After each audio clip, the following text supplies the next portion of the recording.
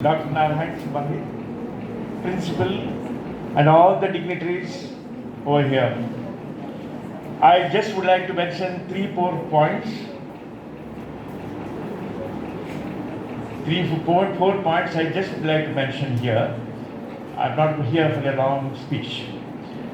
Number one, few years ago, Dr. Madhavan Nair, he was the founder of most of the National Institute of Law in India. We have one in our Bangalore. It's a very famous now. You can ask me how it's famous. I'm a teacher also there. I teach there. I visit there as a visitor. In one of my lectures over there, I asked them, how many of you would like to practice in India, in Indian courts? Very few hands raised.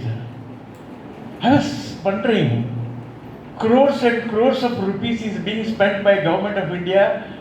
The idea was to produce fantastic lawyers, all India level competition for the entry, and very few wants to practice in Indian courts.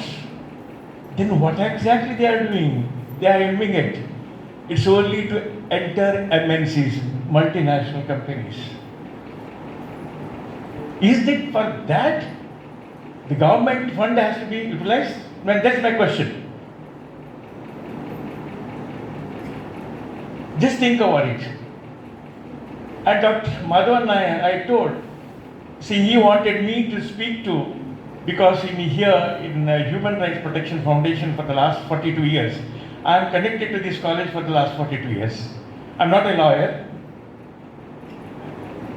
My profession is pharmacology and toxicology. I was head of the department, professor, etc. in Mahe and in Himachal Pradesh, in various other universities.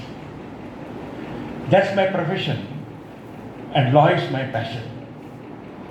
Therefore, Dr. Madhavan Nair wanted me to visit all the national schools to tell people about Human Rights Protection Foundation, how we have developed techniques so that the cases won't enter the judicial courts. You'll be surprised, after 41,000 cases we have handled, only 3,000 cases have gone to the courts. Rest everything by negotiation and other ADR technology.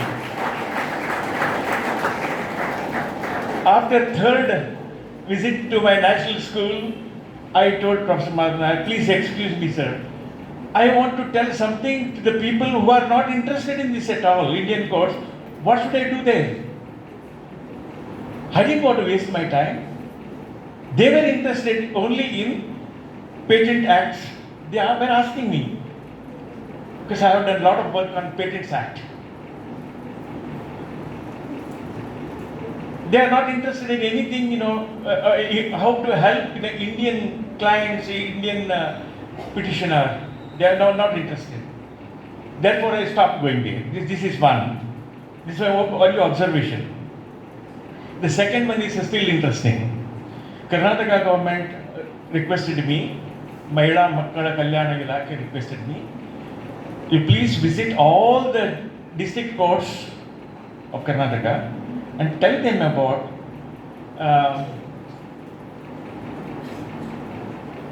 Senior Citizens and Parents Protection Act.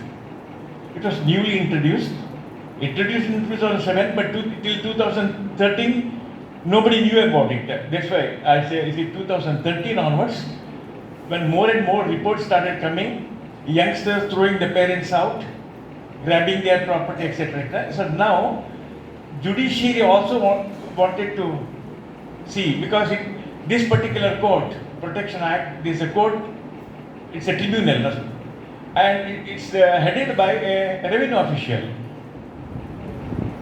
And revenue officials are not trained to give the judgments.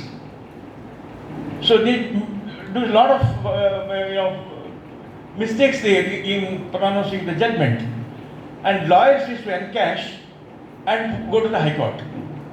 Most of the cases won in the district level the parents lost the case in the High Court only because the Assistant Commissioner do not know how to write the judgments.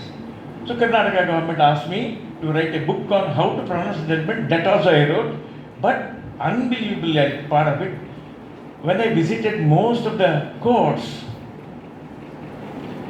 the district courts, they only organized 2 hours meeting. First thing I observed, everywhere we found alumni of Udupi Law College. Almost everywhere. So I was asking Dr. Nirmala and her associates, what do you have to make a list? I went to Kerala High Court.